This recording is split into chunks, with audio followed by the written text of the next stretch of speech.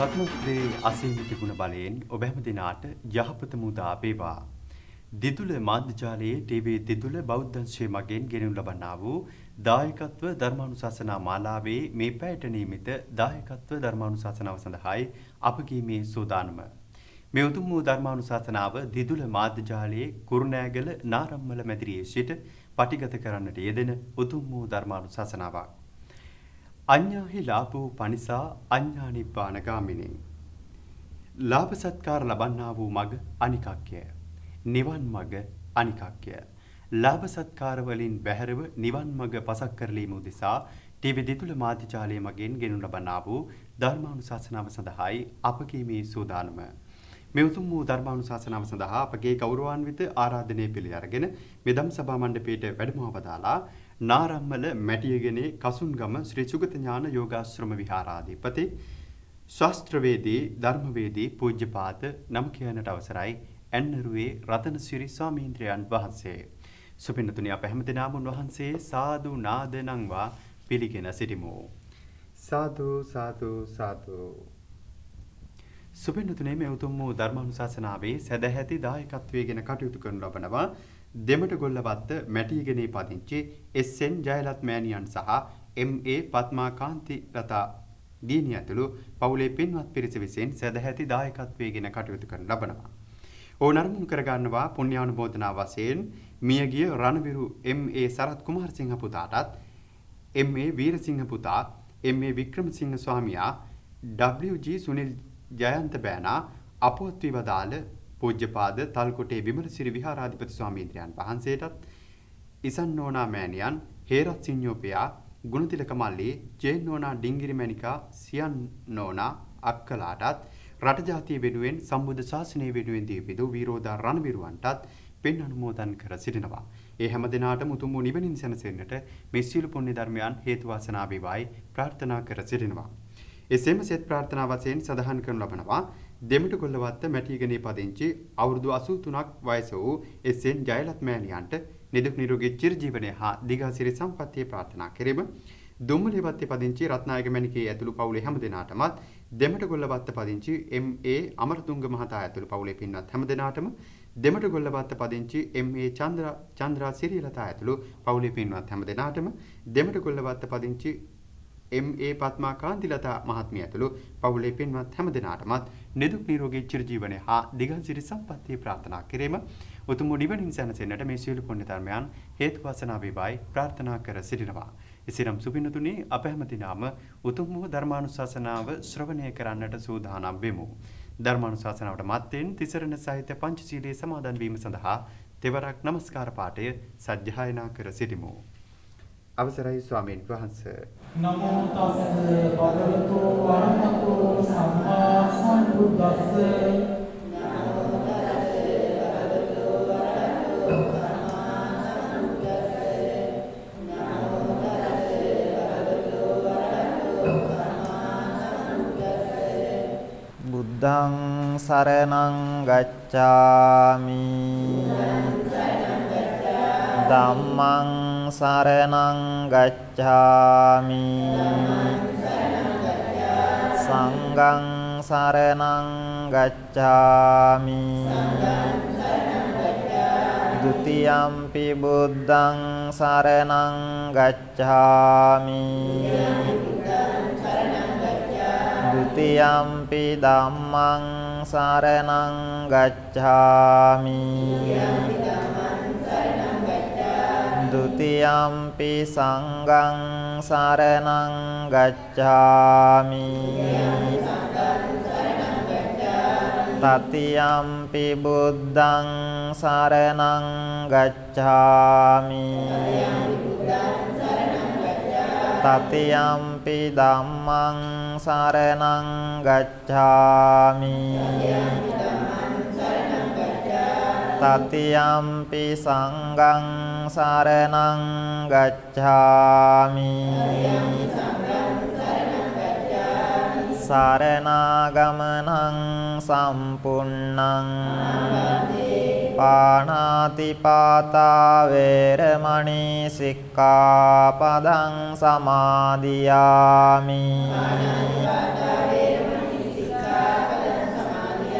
අදින්නාදානා වේරමණී සික්ඛාපදං සමාදියාමි.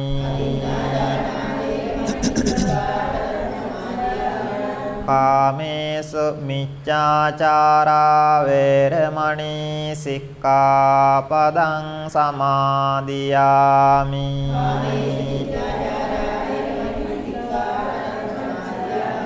මුසාවාදා වේරමණී සික්ඛාපදං සමාදියාමි.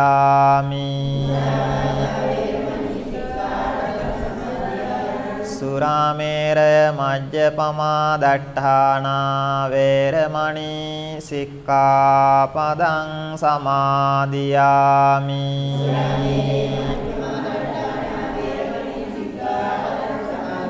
තිසරණේන සද්දින් පංච සීලං ධම්මං සාදුකං සුරක්ඛිතං කତ୍වා අපමාදේන සම්පාදේ තබ්බං.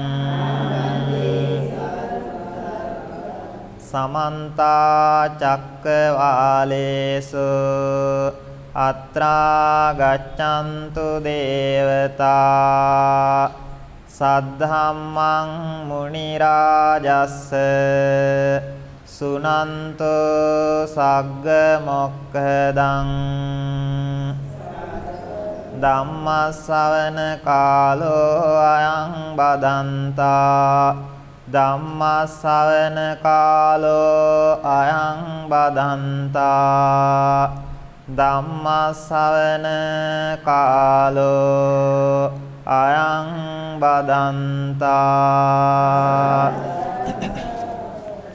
නමෝ තස්ස භගවතෝ අරහතෝ සම්මා සම්බුද්දස්ස. නමෝ තස්ස භගවතෝ අරහතෝ සම්මා සම්බුද්දස්ස. නමෝ තස්ස භගවතෝ අරහතෝ සම්මා සම්බුද්දස්ස. භාග්‍යවත් වූ අරිහත් වූ සම්මා සම්බුදුරජාණන් වහන්සේට මාගේ නමස්කාරය වේවා. වාසනාවන්ත කාරුණික පින්වතුනි, ඔබ දිදුල බෞද්ධ නාලිකාව ඔස්සේ වටිනා ධර්මානුශාසනාවකට සවන් දීමටයි සූදානම් වෙන්නේ. අද දවසේදී මේ උතුම් ධර්මානුශාසනාව සඳහා දායකත්වය ලබා දෙන්නේ දෙමටගොල්ලවත්ත මැටියගනේ පදිංචි එස්.එන්. ජයලත් මෑණියන් සහ එම්.ඒ. පත්මා කාන්තිලතා දියණිය ඇතුළු පවුලේ සියලු දෙනා විසින් මේ පින්වතුන් බලාපොරොත්තු වෙනවා මියගිය සියලු දෙනාට පින් අනුමෝදන් කරන්නට, ඒ වගේම සුජීවත්ව වාසය කරන පවුලේ සියලු දෙනාට ආශිර්වාද ප්‍රාර්ථනා කරන්නට. එස්.එන්. ජයලත් මෑණියන්ට දිගාසිරි ප්‍රාර්ථනා කර ගැනීමට, ත්‍රිවිධ රත්නයේ ආශිර්වාදය ප්‍රාර්ථනා කර ගැනීමටත් බලාපොරොත්තු වෙනවා. ධර්මානුශාසනාව අවසානයේදී පුණ්‍යානුමෝදනා සිද්ධ කරනවා. අපි බුදුරජාණන් වහන්සේගේ දේශනාවට අනුව විනාඩි කිහිපයක් උතුම් දානයක් තමයි මේ ලබා දෙන්නේ බොහෝ දෙනාට. සබ්බ දානං ධම්ම දානං ජිනාති කියන බුද්ධ වචනය ඔබ ක්‍රියාත්මක කරමින් පවතින්නේ. මේ හැමදෙනාම නිතර අහලා තියෙන බණපදයක්. සියලු දානයන් අතර උතුම් දාණය ධර්ම දානයයි. බුදුන් වහන්සේ පෙන්වලා දෙන්නේ අපිට බුද්ධ ප්‍රමුඛ මහා සංඝරත්නයට දෙන ආහාර දාණයට වැඩිය ආනිසංසයක් ධර්ම දාණයෙන් ලබා ගන්නට පුළුවන් කියන වග. අනේපිඬු සිටුතුමා ජේතවනාරාමය සාදවා නිම කරවන්නට වියදම් කරපු ධනයට වැඩිය ආනිසංසයිලු යම්කිසි කෙනෙක් ධර්ම දාණය සඳහා දායක වෙනවා නම් හතර පද ගාථාවකින් නමුත් ධර්මානුශාසනාවක් සිද්ධ කරනවා නම් ඒක මහත්ඵලයි මහානිසංසයි කියන වග බුද්ධ දේශනාව තුල සඳහන් වෙනවා. එහෙනම් ජයලත් උපාසිකා මාතාව සතුටටපත් වෙන්නට ඕනි. මේ ස්ථානයේට මේ ඇවිදිලා ඉන්න කීප දෙනාට විතරක් නෙමෙයි මේ ධර්ම දාණය ලබා දෙන්නේ බොහෝ දෙනෙකුට ලක්ෂ සංඛ්‍යාත ජනතාවකට ඔබගේ නමින් දායකත්වය අරගෙන ධර්මානුශාසනාවක් අහන්නට සලස්වලා දෙන්නට ලැබීම මහා භාග්යක් කොට සලකන්නට ඕනි. පින්වතුනි, අපි අද දවසේදී බුදුරජාණන් වහන්සේ අපිට දේශනා කොට වදාළ ශ්‍රී සද්ධර්මයේ තුල පවතින වටිනා දහම් කාරණයක් පිළිබඳව සාකච්ඡා කරනවා. එතකොට බණ අහනකොට මේ අය හැමදෙනාම දන්නවා සුනාත ධාරේත චරාත ධම්මේ. ඒ කියන්නේ අහන්න, ධාරණය කරගන්න, මතක තියාගන්න, ක්‍රියාත්මක කරන්න කියන වගයි දේශනාව. එතකොට බණ අහන එක ධාරණය කරගන්න එක පහසු නමුත් දහම් කරුණු ප්‍රායෝගිකව ක්‍රියාත්මක කරන එක ටිකක් අපහසුයි. බණ අහගෙන ඉන්නට පුළුවන්, මතක තියාගෙන පාඩම් කරගන්න, ධාරණය කරගන්නටත් පුළුවන්. හැබැයි ඒ අනුව ක්‍රියාත්මක වෙන එක ටිකක් දුෂ්කරයි, අපහසුයි. හැබැයි මේ කරුණු තුනම සම්පූර්ණ වුණොත් තමයි දහමේ ප්‍රතිඵල හම්බෙන්නේ. ඉතින් හැමදෙනාම කල්පනා කරන්නට ඕනි අපි අහන දේශනාවක් තුළින් එක දහම් කරුණක් නමුත් අපිට හැකි පමණින් ක්‍රියාත්මක කරන්නට. එතකොට අපි අද කතා කරන්නේ ඊරිසියාව කියන සිතුවිල්ල පිළිබඳව. ඒකට පාලියෙන් කියනවා ඉස්සා කියලා. ඒ කියන්නේ ඊරිසියාව මනසේ ඇතිවෙන සිතුවිල්ලක්, කෙලෙස් සිතුවිල්ලක්, අප පරාජය කර යුතු සිතුවිල්ලක්. ඒ කියන්නේ අපිව කෙලෙසන සිතක්. ඒ සිත අපි නැති කරගෙනම ඉන්න තමයි උත්සාහ කරන්නට ඕනේ.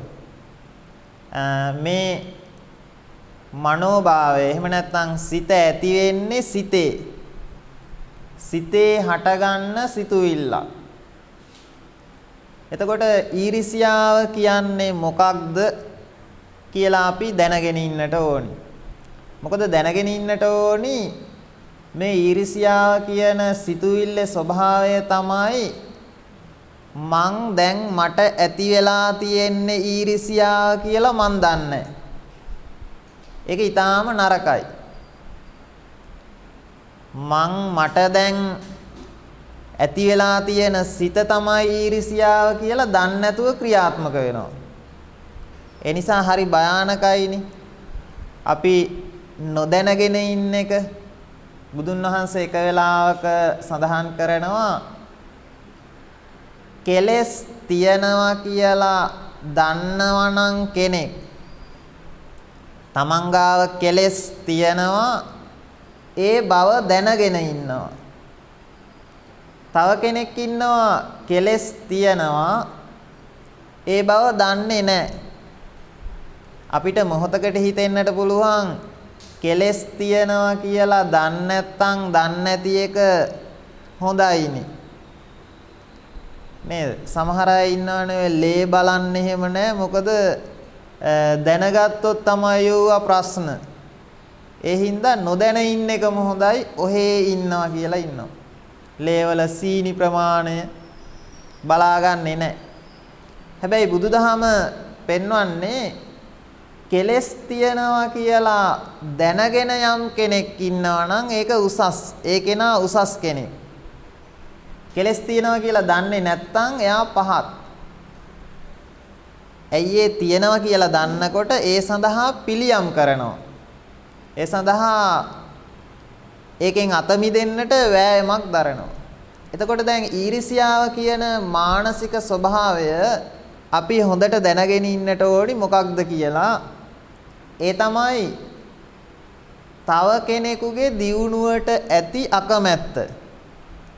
ඒ කියන්නේ අපි කැමති නෑ තව කෙනෙක් දියුණු වෙනවට. අනුන්ගේ දියුණුවේදී ලබන අසතුට ඊර්ෂ්‍යාව කියන්නේ. දැන් කෙනෙක් ධනයෙන් පොහොසත් වෙනකොට, කෙනෙක් රැකියාවෙන් ඉහළට යනකොට, කෙනෙක් තමන්ගේ නිවස හොඳට හදාගෙන ඉන්නකොට, කෙනෙක් සමාජයේ ගෞරව ලබනකොට නේද? දැන් කෙනෙකුට හිතන්න පුළුවන් මේ අය මේ බණ අහනවනේ මේ ස්ථානෙට ඇවිදින්න වාඩි වෙලා දැන් රූපවාහිනියෙන් දකිනවා. එතකොටත් ඊර්ෂ්‍යාවක් එන්න පුළුවන්. ඒ ගෞරවණීය ප්‍රශංසාත්මක උතුම් කාරණයක්නේ.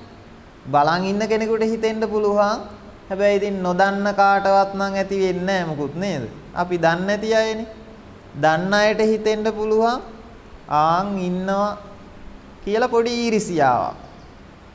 අකමැත්තක්, නුරුස්සන ස්වභාවයක්. එතකොට මොකද ඔබට ලැබෙනවා ගෞරවයක් දැන් ලොකු ප්‍රශංසාවක් හම්බෙනවා. කෙනෙක් ප්‍රශංසා ලබනකොට, ගරු සම්මාන ලබනකොට, අධ්‍යාපනයෙන් ඉහළට යනකොට මේ විදිහට අපේ සිත තුළ පැන නගින අකමැත්ත, නුරුස්සන ස්වභාවය, විරෝධය. දැන් ඒ විතරක් නෙමේ සරලව ගත්තහම කෙනෙකුට තව කෙනෙකුගේ කොණ්ඩේ හොඳට තියෙනකොටත් ඊර්ෂ්‍යාවක් ඇති වෙන්න පුළුවන්. මූණ හොඳට තියෙනකොටත් ඊර්ෂ්‍යාවක් ඇති වෙන්න පුළුවන්. නේද? තව කෙනෙකුගේ ඇඳුම දැකලා ඇඳුම නිසාත් නුරුස්සන ස්වභාවයක් ඇති වෙන්න පුළුවන්. දැන් අපි මේ අහන කරුණු බලන්න ඕනි. මන් තුල මෙහෙම සිතුවිල්ලක් ඇති වෙනවද? කෙනෙක් පැලඳගෙන ඉන්න මාලය පිළිබඳ, ගමන් කරන වාහනය පිළිබඳ. එතකොට ඒවා දැක්කහම අපේ සිතට නුරුස්සන ස්වභාවයක්, ගැටෙන ස්වභාවයක්, අකමැති ස්වභාවයක් එනවනම් ඒකට කියනවා ඊර්ෂ්‍යාව. අර කෙනාගේ දරුවෝ සලකනවා හොඳට නේද? දැන් ජයලත් උපාසකම්මට දරුවෝ ටික හොඳට සලකනවා. තව කෙනෙකුගේ සිතේ එන්නට පුළුවන් පේනව නේද? ඔක්කොම ටික එකතු වෙලා බණ අහන්නත් එක්කලා යනවා. කෑම බීම ටික ළඟට ගෙනල්ලා දෙනවා. බේත් අරන් දෙනවා. රෙදි සෝඳලා දෙනවා. බලන් ඉන්න කෙනෙකුට හිතෙන්න පුළුවන් අපිට තමයි, අපේ දරුවෝ තමයි ඒකටත් කියලා සිතක් ඇති වෙන්න පුළුවන්. මොකද ඊර්ෂ්‍යාව එන ස්වභාවය විවිධාකාරයි. එතකොට ඊර්ෂ්‍යාව යනු කුමක්ද? අනිත් කෙනා ඉහළ යනකොට, අනිත් කෙනාගේ දේවල් දිහා දැක්කහම අපිට අපේ සිතේ නැගෙන සිතුවිල්ලක්. තව විදිහකටම ගත්තොත් එහෙම මේ සිතුවිල්ලේ මූලාශ්‍රය ද්වේෂ මූලිකයි. ඒ කියන්නේ දෝ මනස්ස සහගතයි. පටිඝ සම්පයුක්තයි. අභිධර්මානුකූලව ද්වේෂ මූලික සිතක් විදිහට ඊර්ෂ්‍යාව ක්‍රියාත්මක වෙනවා. දෝ මනස්ස. ඒ කියන්නේ මනස අකමැත්තෙන්, අසතුටින්. පටිඝ සම්පයුක්තයි, ගැටෙන සුළුයි. ඊර්ෂ්‍යාවේ ස්වභාවය. එතකොට කෙනෙක් දියුණු වෙනකොට, ඉහළ යනකොට අපේ සිතේ අකමැත්ත, අසතුට වගේම විටක අපේ සිතේ සතුට විදිහටත් ඊර්ෂ්‍යාව ඇති වෙන්න පුළුවන්. ඒ කොහොමද? ඊර්ෂ්‍යාව කියන එක සතුටක් විදිහට එන්නේ. ඇයි අපි අකමැති අයට අපිට සතුරුයි කියලා හිතන අයට අපේ සතුරන්ට විපතක් වෙනකොට අපි කැමති. ඒ කියන්නේ අපිට සතුටුයි. මට කරපුවට තමයි ඔය. ඔහොම නෙමෙයි වෙන්න ඕනි කියලා කටිනුත් ප්‍රකාශන කරන්න පුළුවන්. ඒ කියන්නේ අපේ සතුරන්ට විපත් වෙනකොට අලාභ වෙනකොට අපිට සතුටක් ඇති වෙනවා නම් සතුට විදිහට එන්නේ මොකක්ද? ඊර්ෂියාව. තද බල අයහපත් කෙලෙස් සිත. එහෙනම් ඊර්ෂියාව කියන්නේ කුමක්ද කියන එක මොහොතකට පැහැදිලි. එතකොට ඊර්ෂියාවේ ස්වභාවය තව විදිහකට අපිට ගොඩාක් වෙලාවට ඇති වෙන්නේ අපි ළඟ ඉන්න අයට තමයි මේ සිත. දැන් උදාහරණයක් විදිහට මට මේ බණ අහන කවුරුවත් ඊර්ෂියා කරන්නේ නැහැ. බොහෝ විට මට ඊර්ෂියා කරනවා නම් එහෙම නැත්නම් මගේ සිතේ ඊර්ෂියාව ඇති වෙනවා නම් ගිහි අයත් එක්ක නෙමෙයි හාමුදුරුවරුත් එක්කලා. නේද? මට සම්බන්ධ ශේස්ත්‍රයත් එක්ක තමයි මට ඊර්ෂියාව ඇති වෙනවා නම් ඇති වෙන්නේ. දැන් මේ අයට ඇති වෙන්නේ පානදුරේ වගේ දුර ප්‍රදේශයකද අනුරාධපුරේ වගේ අයට ගොඩක් වෙලාවට ඇති වෙන්නේ ගමේ වටපිටාවේ ඉන්න අයට නේද? නෑදෑ හිතවතුන් අසල්වාසීන්ට තමයි ඔබේ සිත තුළින් ඊර්ෂියාවක් ඇති වෙන්නේ. ඒ වගේම තමයි මම අර කලින් කිව්වේ එකනේ ටීවී එකේ ඔබව බලනකොට ගමේ ඔබව දන්න කෙනෙකුට තමයි ඊර්ෂියාව ඇති වුණොත් ඇති වෙන්නේ. අන්න ඒකයි හේතුව.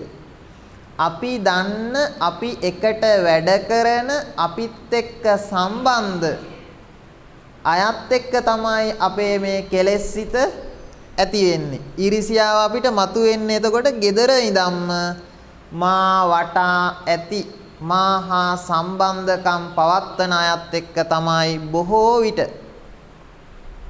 එතකොට අපිත් ඒක තේරුම් අරන් ඉන්න ඕනි. මොකද කිසිම සම්බන්ධකමක් නැති අයත් එක්කලා අපිට ඊර්ෂියා කරන්න හේතුවක් නැහැනේ. සම්බන්ධයක් නැහැ. එතකොට මේ විදිහට අපේ සිතේ ඇති වෙන සිතුවිල්ල වැඩෙන්නේ කොහොමද? ඒ කියන්නේ මේකට ඉඩක් හම්බෙන්නේ දිගින් දිගට වර්ධනය වෙන්න. ඊර්ෂියාව සිත ආවා ගියානම් ගැටලුවක් නැහැ නේද? දිගින් දිගටම පෝෂණය වෙන එකනේ නරක. මොකද සිතකට සිතේ නරක විදිහට වැඩෙන්න ඉඩ දෙන එක ඉතා භයානකයි. ඇයි? මොකද අපි ගොඩාක් පව් කරන්නේ ඇත්තටම ගත්තාම අතපයින් කටින් වැඩිය සිතෙන්. ඒ කියන්නේ කය වචනයට වැඩිය සිතෙන් තමයි ගොඩක් අය පව් කරගන්නේ. සිතේ තමයි නරක සිතුවිලි ඉපදෙන්නේ. මොකද ඉපදෙන හැම නරක සිතුවිල්ලක්ම අපි අතින් එළියට දාන්නේ. උදාහරණයකට ඊර්ෂියාව සිතේ තියනවා. ඒක කටින් මුකුත් කියන්නේ නැහනේ. වෙන වෙන විදිහට අපි ප්‍රකාශනයන් කරන්න පුළුවන්. සමහර විට විහිළුවට වගේ කියනවා මට නම් ඊර්ෂියාවේ බෑ කියලානේ. ගමේ අය කියනවා. ඒ විහිළුව ඇතුළෙත් ඇත්තක් තියෙනවා, ඇත්ත ඊර්ෂියාවකුත්. දැන් මේ අපි ගොඩක් පව් කරන්නේ කය වචනයටත් වැඩිය සිත තුලින්. මොකද කෙලෙස් සිතුවිලි වලට වැඩෙන්නට ඉඩ අරිනවා. අපි පෝර දානවා.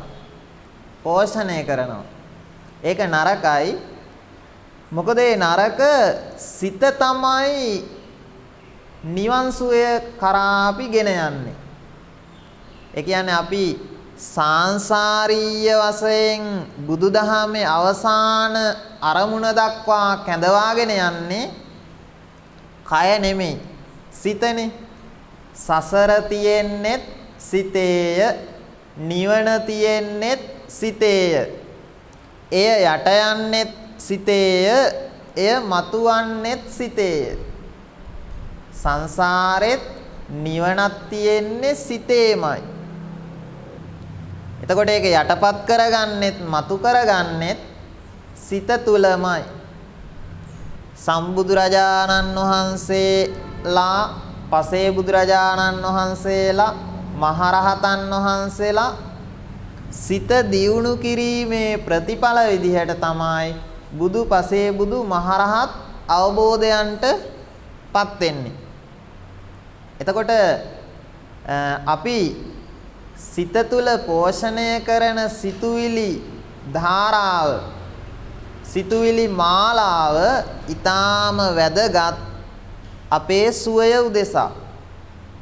ඒ නිසා දැන් සිතුවිලි ඇති වෙන එක අසාමාන්‍ය ස්වභාවයක්ද?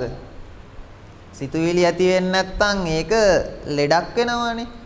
සිතුවිලි හොඳ නරක වශයෙන් හැමදෙනාගේම සාමාන්‍ය මිනිස්සුන්ගේ සිතට එනවා. එතකොට මේ සිතුවිලි නරකයි හොඳයි කියලා දැනගෙන හොඳ සිතුවිලි වර්ධනය කරන්නටත් නරක සිතුවිලි පළවා හරින්නටත් අපි දැනුවත් වෙන්න ඕනේ. දැන් එතකොට දැනගෙන ඉන්න ඕනේ ඊරිසියාව මගේ හිතේ වැඩෙන්නේ කොහොමද? මම වැඩෙන්නට ඉඩ සලසලා තියෙනවද? එතකොට ඊරිසියාව මම පළවා හරිනවා නම් මගේ හිතෙන් ඒක කොහොමද කරගන්න ඕනේ කියන එක අපි දැනගෙන ඉන්න එපේ. දැන් ඊරිසියාව කියන එකට වැඩෙන්නට සිතේ ඉඩක් හම්බෙන්නේ ප්‍රධාන කාරණයක් තමයි මොකක්ද? මම මා පිළිබඳව සතුටු නැති වෙනකොට. ඒ කියන්නේ මට මගේ අධ්‍යාපනයෙන්, මගේ ධනයෙන්, මා ජීවත් වෙන නිවසින්, මට ලැබෙන ආදායමෙන්, මට ලැබෙන ගරු සම්මාන වලින්, මගේ තියෙන භෝග වලින්, මගේ තියෙන වස්තු සම්පත් වලින් මම සෑහීමකටපත් වෙන්නේ නැත්තම් මොකද වෙන්නේ? අපිට ඊරිසියාව කියන එකෙන් මිදෙන්න බැරි වෙනවා. දැන් හොඳට බලන්නකෝ අපේ සිතේ නුරුස්සන එකක් එන්නෙම මට වැඩි විදිහට දැක්කහම, මට වැඩි විදිහට දැක්කහම එතකොට අපිට ඇති වෙනවා නුරුස්සන ස්වභාවයක්. ඒකෙන් අදහස් කරන්නේ මොකක්ද? මගේ අඩුව. සාමාන්‍යයෙන් ඌනෝ ලෝකෝ අතිත්තෝ තණ්හා දාසෝ කියලා කියන්නේ සාමාන්‍ය මිනිස්සු ඌනතාවයකින් නිතරම පෙළෙනවා. අතිත්තෝ ඒ කියන්නේ අතෘප්තිමත්, තණ්හාවේ දාසය විදිහට කටයුතු කරනවා. හැබැයි අපි මේක තේරුම් අරගෙන හිටියේ නැත්තම් එහෙම මගේ අඩුව නිසා මම අනිත් අයට ඊර්ෂ්‍යා කරන්නට පෙළඹෙනවා කියන එක, මම මා ගැන තෘප්තිමත් නොවන නිසා අනිත් අයට ඊර්ෂ්‍යා කරන්නට පෙළඹෙනවා කියන එක මම දැනගෙන ඉන්න ඕනේ. එහෙම දැනගෙන ඉන්නකොට පොඩි පහසුකමක් හම්බෙනවා තෘප්තිමත් වෙන්නට. දැන් මා ගැන තෘප්තිමත් වෙන්නට මට අවකාශය සැලසෙනකොට මම එතන සැනසීමෙන් ඉන්නවා. ඒ හින්දා ඔබ හොඳට විමසලා බලන්නට ඕනි සහ ඔබ හොඳට තේරුම් ගන්නට ඕනි මගේ ප්‍රමාණය. එතකොට අනිත් අයගේ ප්‍රමාණය, දැන් අනිත් අයගේ ස්වභාවය අපි වැඩෙන්න සිතුවිල්ලට වැඩෙන්න ඉඩ දෙන්නේ මාව තේරුම් ගන්නෙත් නැහැ, අනිත් අය තේරුම් ගන්නෙත් නැහැ. එතකොට අනිත් අයගේ ස්වභාවය තේරුම් ගන්නේ කොයි විදිහටද? බුදුදහමේ. බුදුදහමේ ස්වභාවය තමයි නිතරම අය ඒ තැන්වල අපිට නිතර අමතක වෙලා තියෙනවා. ඒ ස්වභාවය කියන්නේ විවිධ ස්වභාවයේ විවිධ වෙනස් ස්වභාවය. එක් එක්කෙනා ලබා ඇති විසිතුරු ස්වභාවය. ඒ විසිතුරු ස්වභාවය දැකගන්නේ කොහොමද? සංසාරීය සත්වයෙක් විදිහට.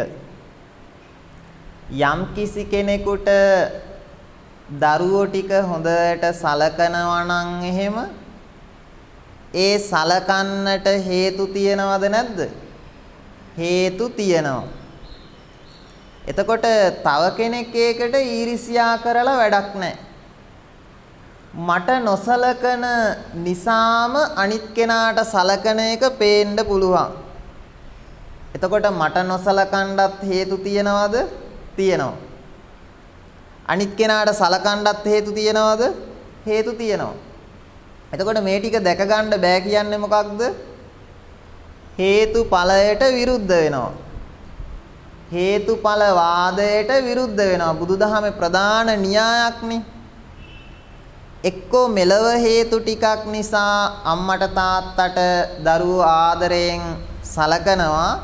එක්කෝ සසර හේතු ටිකක් නිසා සහ මේ ජීවිතයේ සහ සසර හේතු කියන දෙකෙහිම ප්‍රතිඵලයක් විදිහටත් දරුවෝ සලකන්න පුළුවන් නේ. දැන් ඕක තේරුම් ගන්නේ නැති වුනහම කෙනෙක් මොකද කියන්නේ? මගේ දරුවන්ට බයිනෝ. ඇයි බයින්නේ? මගේ දරුවෝ පිළිබඳව වැරදි විදිහට දකිනවා. ඇයි එහෙම දකින්නේ? අනිත් කෙනාට සලකනවා. ඒකත් එක්කලා එන්නේ ඊර්ෂියාව. එයාට ලැබෙන දේ පිළිබඳව.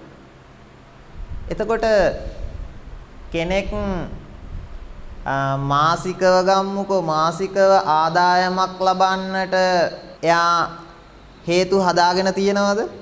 මේ ජීවිතේ කරන කැපකිරීම ටික උත්සාහය වීරය බාහුබලය යොදවලා මහන්සියෙන් දහඩිය මුගුරු අගුරවලා කැපවීමෙන් නිදිමත පරාජය කරලා ධර්මානුකූලව කෙනෙක් මේ ජීවිතේ දියුණු වෙනවා. එතකොට එයාගේ ශේස්ත්‍රය තුල එයා ලොකු ආදායමක් ලබන්නට පුළුවන්.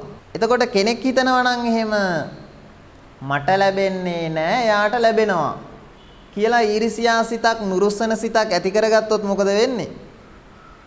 එයා කෙලින්ම අර කෙනාට ලැබෙන එකේ හේතු ටික දැකලා නැහැ. දැන් දේවදත්තට වෙන්නේ කනේ දෙව්දත්තරුන්ට නේද? බුදුරජාණන් වහන්සේට ලාභ ලැබෙනවා, ප්‍රශංසා ලැබෙනවා. බොහෝ දෙනෙක් ආරාධනා කරනවා. ආරාම ගොඩාක් පූජා කරනවා. නේද? බොහෝ පරිවාර සම්පatti එන කෙනා බණ අහලා පැහැදිලා මහාන වෙනවා.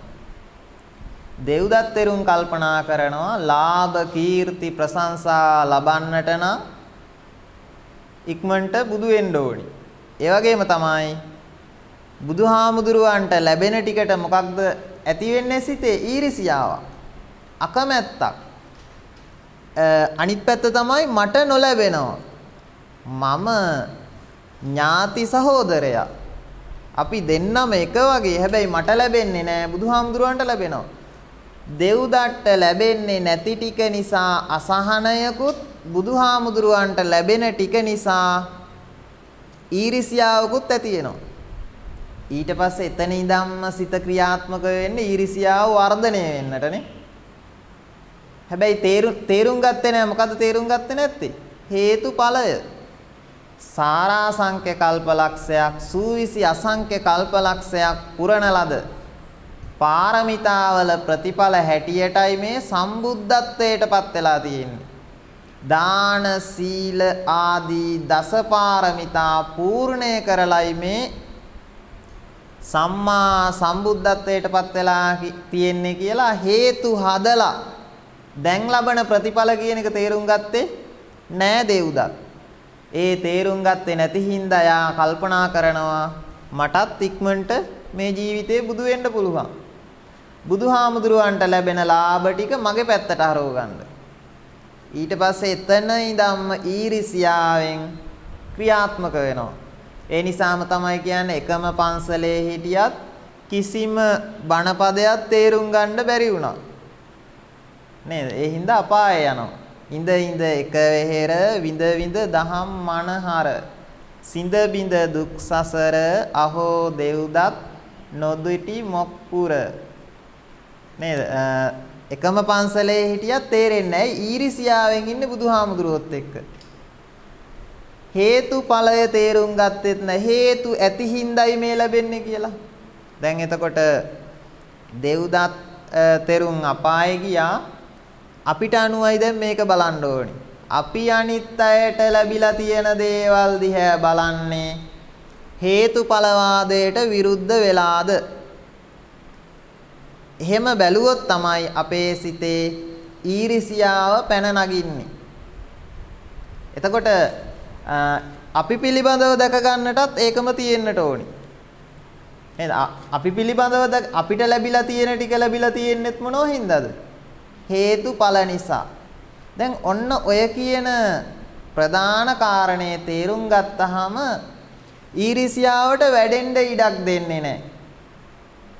අනිත් අය දිහා බලන්නට පුළුවන් මනසක් හම්බෙනවා. අපිට පේන්නෙම අනිත් අයට වැඩි මට අඩුයි. එහෙම හිතෙන හැම මොහොතකම ඇති වෙන්නේ ඊරිසියා සහගත ස්වභාවය. ඒක වර්ධනයට ගියොත් එහෙම ඒ අයට ලැබෙන ක්‍රමය නවත්තන්න උත්සාහ කරනවා. ඒ අයට ලැබෙන එක මට ලබා ගන්න උත්සාහ කරනවා. ඒ අයට ලැබෙන විදිහ කොහොමද නැති කරන්නේ කියලා හිතෙනවා. භෞතික වශයෙන් නෙමෙයි අධ්‍යාපනයෙන් කෙනෙක් ඉහළට යන එකනේ. ඒ ගමන නවත්තන්නේ කොහොමද කියලා බලනවා. අපි ඕකේ ඊර්ෂ්‍යාව යම් යම් ප්‍රකාශන විදිහටනේ කියන්නේ. අන්න එහා පැත්තේ ගෙදර ළමයා නම් මේ විභාග සමත්. උඹලට තමයි බැරි කියනවනේ. මොකක්ද ඒකේ තියෙන්නේ? පුංචි ඊර්ෂ්‍යාවක් ක්‍රියාත්මක වෙන්නේ. මගේ අයට බෑ අනිත් අයට පුළුවන්. ඒ නිසා මං ඊර්ෂ්‍යයි. මගේ ඊර්ෂ්‍යාව ක්‍රියාත්මක වෙන විදිහනේ. එතකොට අපේ දරුවෝ ධනෙන් ඉහළ යන කොටත් ඒ විදිහට. අපි කීර්ති ප්‍රශංසා අනිත් අය ලබන කොටත් ඒ විදිහට වෙන්න පුළුවන්. දැන් තේරුම් අරන් ඉන්නට ඕනි යම් කිසි කෙනෙකුට දේවල් ටිකක් ලැබෙනවා නම් එහෙම ඒක අපි වළක්වන්න හදනවා නම් ඒකට අපි ඊර්ෂ්‍යා කරනවා නම් ඒක මහා බොරුවක් කියලා තේරුම් ගන්නේ කොහොමද? අපි කෙලින්ම කර්මයට විරුද්ධ වෙනවානේ. පෙර පින සහ පෙර පව දෙකට විරුද්ධ වෙනවා. බුදුදහමේ ප්‍රධාන સિદ્ધාන්තවලට විරුද්ධ වෙනවා. හේතුඵලයට විරුද්ධ වෙනවා. හේතු ඇතුවයි සම්පත් ලැබෙන්නේ කියලා. සංසාර ජීවිතයට විරුද්ධ වෙනවා. දැන් බුදුදහම සසර ජීවිතයක්නේ අපිට කියලා දෙන්නේ. සසරට විරුද්ධ වෙනවනේ. මේ ජීවිතේ දේවල් ටිකක් දැකලා අපි ඊර්ෂ්‍යා කරනවා. අනිත් එක තමයි ලැබිය යුත්ත කොයි කාටත් වේය හිමි. දෙවියෙකුට උවත් එය නොකලකි අහිමි. එයින් ශෝක නොකරමි පුදුමද නොෙමි. මට හිමි දෙය වෙන කාටත් නොවේයි හිමි. ඒ කියන්නේ මට ලැබෙන්න තියෙන දේ වෙන කාටවත් හිමි වෙන්නේ නැහැ. ලැබෙන්න තියෙනවා නම් දෙයක් කාටවත් වළක්වන්නත් බෑ. හැබැයි ඒක කර්මය කියන තැන ඉඳලා නෙවෙයි. ඒ කියන්නේ අපි හිතනවානේ පෙර පිනට පෙර පවට තමයි හැමදේම කියලා. හැමදේම නෙමෙයි. දැන් පෙර පින කියන්නේ මේ අය දැන් පැයකට ආසන්න කාලයක් සුළු මොහොතකට කලින් මෙතන වාඩි වුණා. ඊට පස්සේ විනාඩි ගානකින් නැගිටිනවා. එතකොට ඒ කාලය ඇතුළත මොකක්ද නිර්මාණය කරලා තියෙන්නේ? පින් ඇති කරලා තියෙනවානේ. එතකොට පෙර පින 12 ඊතර වෙනකොට පෙර පින බණ අහපු පිනත්. දැන් මේ රූපවාහිනියෙන් බණ අහන අයත් සැදී පැහැදී බණ අහන්නට වාඩි වුණා අහගෙන ඉන්නවා. බණ අහලා ඉවර වුණාම පෙර පින කියන එක බණ අහපු පැයත් අයි තියෙනවා. එතකොට අපි තේරුම් ගත්තේ නැත්නම් එහෙම පෙර පින සහ පෙරපව කියන එක සියල්ලම නිර්මාණය කරන්නේ නැහැ කියන එක අපි මේ මොහොතේ මුකුත් කරන්නේ හැමදේම පෙරට බාර දෙනවා. බුදුදහම කියන්නේ එහෙම එකක් නෙවෙයි. මේ මොහොතේ ක්‍රියාත්මක වෙන්න. එතකොට අපේ පෙර පාප ශක්තියින් අඩු කරගන්නට පුළුවන්. දුබල කරගන්නට පුළුවන්. ඒ නිසා පින්වත් ඔබ ඊර්ෂ්‍යාව කියන මනෝභාවය වැඩෙනකොට සිත තුළ තේරුම් ගන්නට ඕන හේතුඵලවාදය. හේතු ඇතුවයි ප්‍රතිඵල ලැබෙන්නේ. cause and effect. හැමතිස්සෙම හැම ක්‍රියාවකටම හේතුවක් ඇත කියන එක. ඒකට අපි විරුද්ධ වෙනවා මගේ හිතේ ඊර්ෂ්‍යාව වෙනවනම්. පෙර පිනට මම විරුද්ධ වෙනවා මගේ හිතේ ඊර්ෂ්‍යාව වෙනවනම්. පෙර පවට මම විරුද්ධ වෙනවා මගේ හිතේ ඊර්ෂ්‍යාව එනවනම්. සසරට මම විරුද්ධ වෙනවා මගේ හිතේ ඊර්ෂ්‍යාව එනවනම්. ඔන්න ඔය විදිහට හිතන්න ඕනේ. එතකොට මොකක්ද හම්බෙන්නේ? සහනයක් හම්බෙනවා. එතකොට තමයි ප්‍රතිවිරුද්ධය ක්‍රියාත්මක කරන්න පුළුවන් මොකක්ද? මුදිතාව. ඊර්ෂ්‍යාවට ප්‍රතිවිරුද්ධ එක මුදිතාව. අනුන්ගේ සැපතට සතුටු වෙනවා.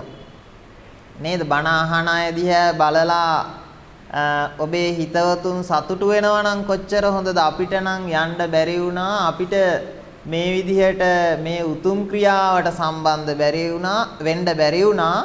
හැබැයි මේ අය බණ අහනවා කියලා සතුටු වෙනවා නම් ඒක හොඳයි. එක්කෙනෙක් දියුණු වෙනකොට, එක්කෙනෙක් ධනයෙන්, දැනුමෙන්, සමාජ ගෞරවයෙන් ඉහළ යනකොට මුදිතාවෙන් බලන්න පුළුවන් නම්, සතුටු වෙන්න පුළුවන් නම්, අනිත් අය ඉහළ යනකොට ඔබ සතුටු වෙනවා නම් ඒක වටිනා කුසලයක්. ඒ කුසලය පෝෂණය කරන්න මොකක්ද? සිතෙන් මොනවද වෙන්නේ? පිං සිද්ධ වෙනවා. පුණ්‍ය ශක්තියින් විශ්වගත වෙනවා. එතකොට ඔබ පිං ඇත්තෙක් බවට පත් වෙනවා. මුදිතාවෙන් වචන කියනවා ඊට පස්සේ. මුදිතාවෙන් ක්‍රියාකාරකම් කරනවා. ඒ කියන්නේ සතුටින්. ඒ අනිත් අය ගැන දියුණු වෙනකොට සතුටු වෙනවා වගේම තමන් ගැනත් තෘප්තිමත්. අතෘප්තිමත් මිනිසාගේ ජීවිතය සමබර නැත කියනවනේ. සමබර කරගන්නට නම් තෘප්තිමත් වෙන්න ඕනේ.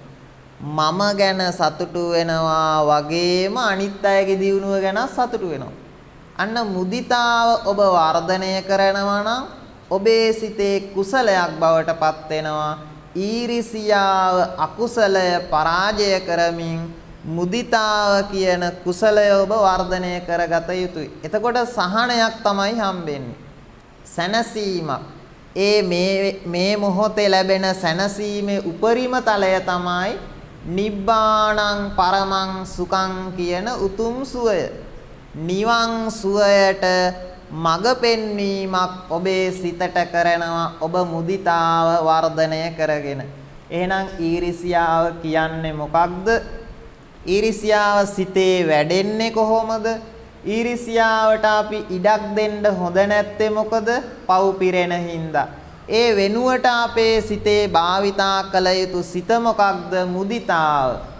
අනිත් අය ඉහළ යනකොට සතුටු වෙන එක. ඒ සිත පෝෂණය කරපුවාම සහනයක්, සැනසීමක් හම්බෙන්නේ. ඒ සැනසීමේ උපරිම තලය තමයි මොකක්ද? නිවන් සැපත. එහෙනම් ඔබට මේ පුංචි දේශනය නිවන් මඟ ගමන් කිරීමට, සසරේ නිවෙන්නට, පතන බෝධියකින් සැනසෙන්නට පාරමිතා දහමක් වේවා කියලා ප්‍රාර්ථනා කරනවා.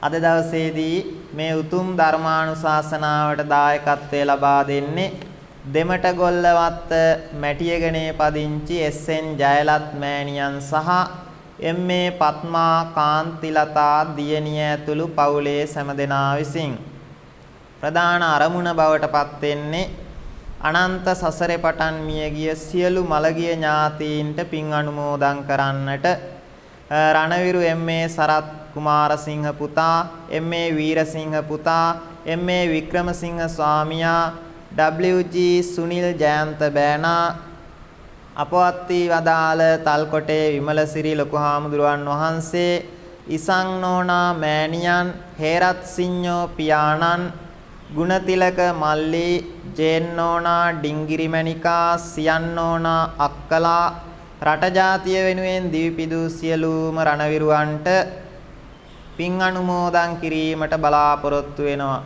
ඒ සියලු මියගිය ඥාතීන්ට සසරගත සියලු මළගිය ඥාතීන්ටත් මේ පින් අනුමෝදන් වේවා කියලා සාදු කියන්න.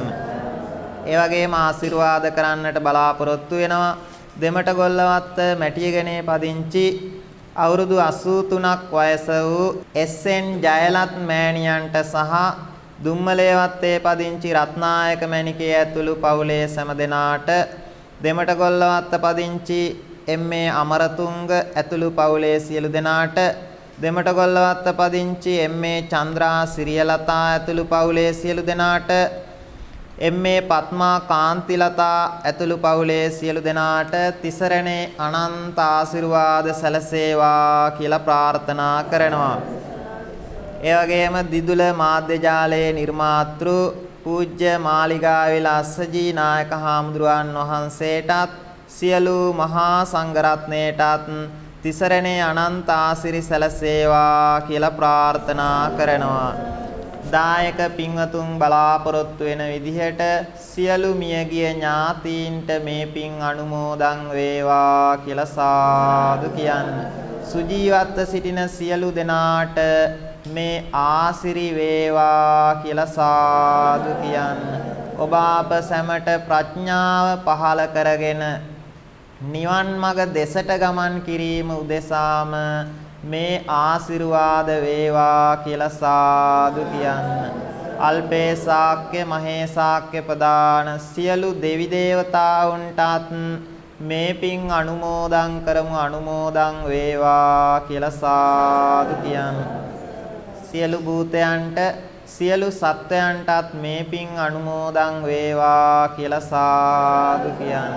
අවසාන වශයෙන් මේ උතුම් ධර්ම දාණය පින්කමේ පින් හේතු කොටගෙන පතන බෝධියකින් උතුම් නිවනින් සැනසෙන්නට පාරමිතා දහමක්ම වේවා කියලා සාදු කියන්න. ආකාසට්ටා ච බුම්මට්ටා දේවා නාග මහිද්దికා පුඤ්ඤන්තං අනුමෝදිත්වා චිරං රක්칸තු ශාසනං චිරං රක්칸තු දේශනං චිරං රක්칸තු මම් පරන්ති. සියලු දෙනාටම තෙරුවන් බෙලෙන් නිදුක් නිරෝගී සත සැලසේවා. සුපින්නතුනි එනිමා වන්නට යෙදුනේ මේ පැයට නියමිත දායකත්ව ධර්මානුශාසනාවයි. අප හැම දිනාටම අර්ථයෙන් ධර්මයෙන් අනුශාසනා කරන්නට යෙදුනේ නාරම්මල මැටියගනේ කසුන්ගම ශ්‍රී සුගත ඥාන යෝගාශ්‍රම විහාරාධිපති ශාස්ත්‍රවේදී ධර්මවේදී පූජ්‍යපාද නම කියන්නට අවසර ඇන්නරුවේ රතනසිරි ස්වාමීන්ද්‍රයන් වහන්සේ. සුපින්නතුනි මේ මොහොතේදී අප හැම දිනා විසින් අත්පත් කරගත්තා වූ සීල පුණ්‍ය ධර්මයන්ගේ බලමහිමෙන් අපගේ ගෞරවනීය දේශකයන්න් වහන්සේටත් මෙවැනි වූ ශාසනික කටයුතු කරගෙන යාමට ශක්තිය ධෛර්යය වාසනාව ලැබේවා නිදුක් නිරෝගී චිරජීවනයේ ලැබේවායි සාදු නාදනංවා ප්‍රාර්ථනා කර සිටිමු. සාදු සාදු සාදු. සුපින්නතුනේ උතුම් වූ ධර්මානුශාසනාව මෙයින් සමාප්ත කරනවා ගෞරවනීය දේශකයන්න් වහන්සේට පිරිකර පූජා කිරීමේ අවස්ථාව ලබා දෙමින් ගෞරවනීය දේශකයන්න් වහන්සේටත් දායකත්වයෙන් කටයුතු කළ පින්වත් හැම දිනාටමත් බුදුපසේ බුදුමහරහතන් වහන්සේලා නිවී සැනසී පැමිණ වදාළ අති උතුම් නිවනින් සැනසෙන්නට මේ සීල පුණ්‍ය ධර්මයන් හේතු වාසනා වේවායි ප්‍රාර්ථනා කරමින් අපි ඔබෙන් සමුගන්නවා. ඔබ හැම දිනාට ජය ශ්‍රී මා බෝ සමිඳු බෙහෙටයි.